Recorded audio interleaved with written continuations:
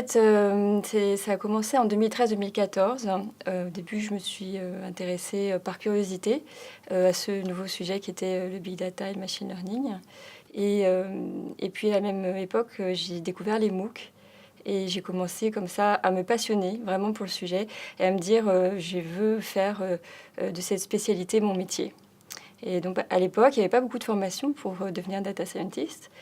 J'ai trouvé ce master qui avait l'avantage d'être vraiment complet. C'est-à-dire qu'il adresse toutes les étapes du traitement de la donnée, du stockage distribué au machine learning en passant par la data visualisation.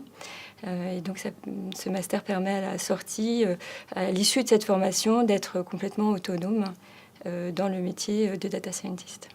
Alors, cette formation m'a apporté une double compétence, une compétence opérationnelle, une remise à niveau sur les langages informatiques, les outils informatiques de la data science, et aussi une compétence théorique qui est très importante, c'est-à-dire d'être en mesure de comprendre les fondements mathématiques sur lesquels se basent les algorithmes de machine learning.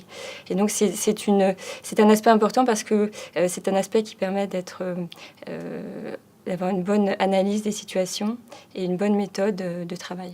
Alors j'ai fait mon stage chez Dassault Systèmes. Et je suis toujours chez Dassault Systèmes aujourd'hui, donc j'ai été embauchée suite à ce stage. Et j'ai pu mettre en œuvre en fait tout ce que j'avais appris pendant cette formation.